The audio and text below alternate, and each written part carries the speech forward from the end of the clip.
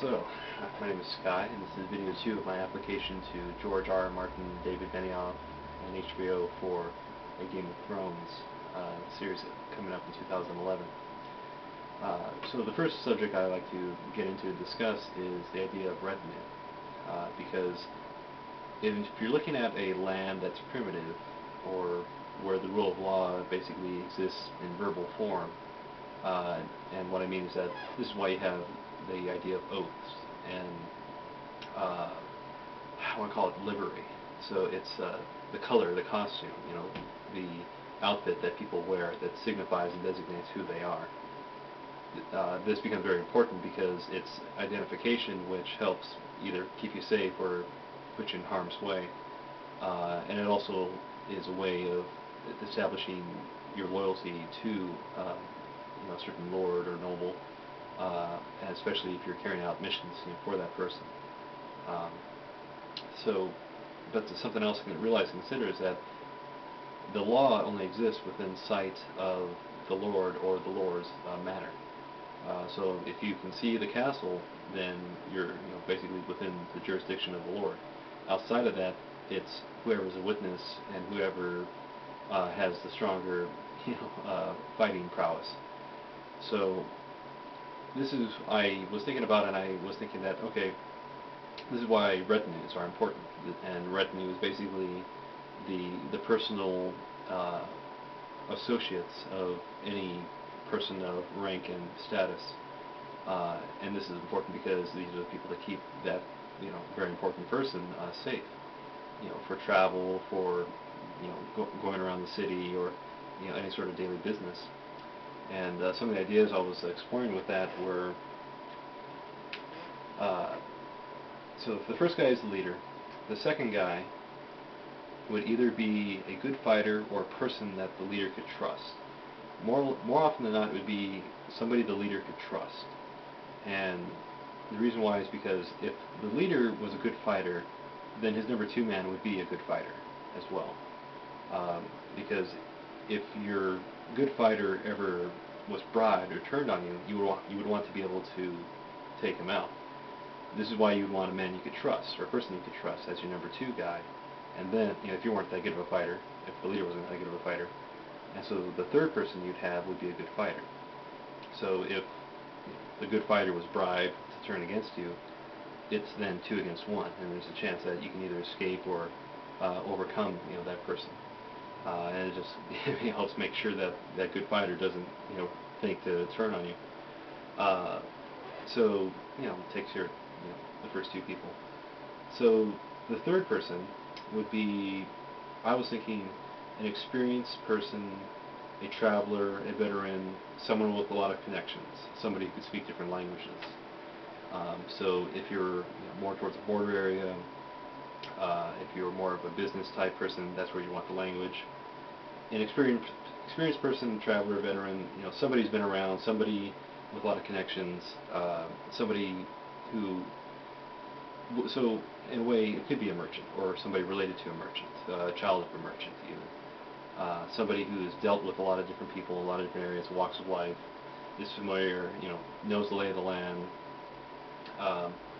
and or even in the case of being a veteran, somebody who's also a good fighter, somebody who looks mean, even so.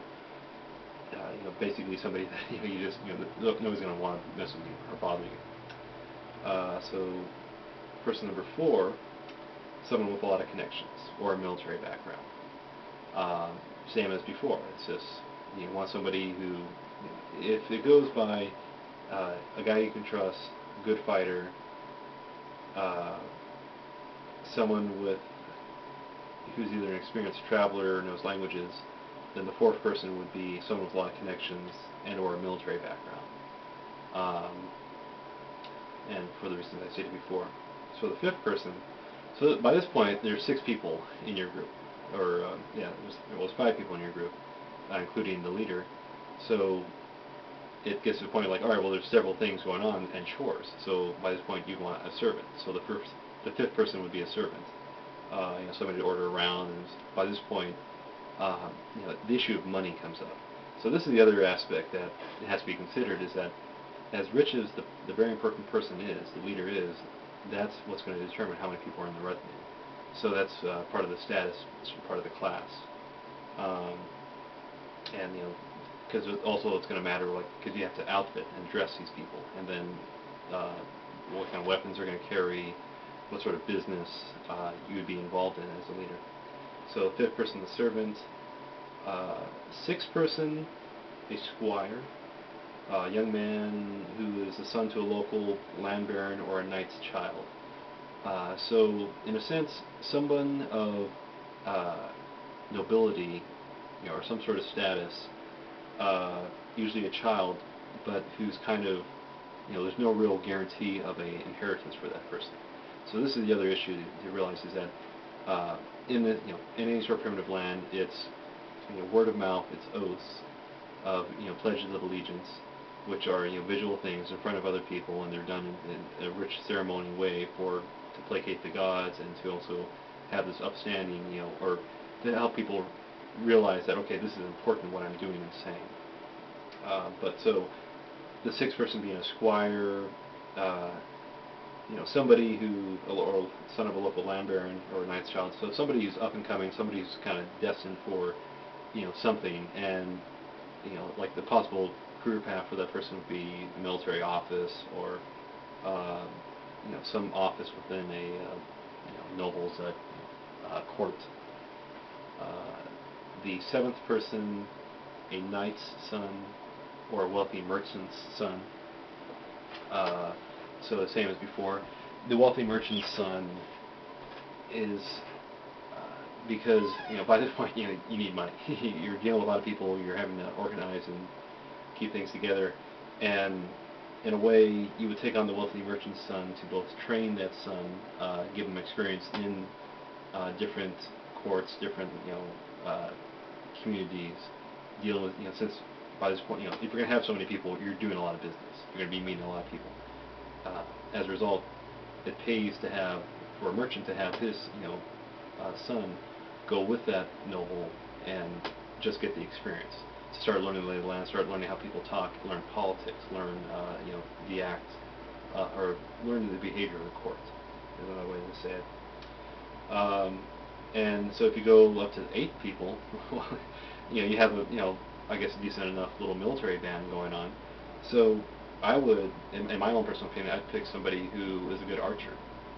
I'm not too sure who it would be, but basically by this point I want somebody who's really good with a bow and arrow or a crossbow, and because you never know, it's always good to have somebody on hand like that, because in a group, if you have 8 people, it can be kind of easy to hide a person, or basically have somebody missing and nobody's going to be the wiser.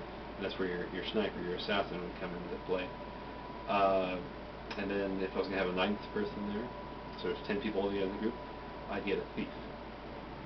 Somebody who can pick locks, who can rob, steal, palm, whatever sort of thing like that. And so that's 10 people in the group, and including the leader, and that gives you a lot of options, a lot of variety of what can be done. That's I wasn't trying to think of anything like a cliche TV show, but an idea that that would be, you want, if you're the leader, you look at people as skills. So whatever skills each person has, that's what you're going to want to use. You want to bring with you wherever you go, whatever sort of business you do. So, like I said, just an idea of a retinue.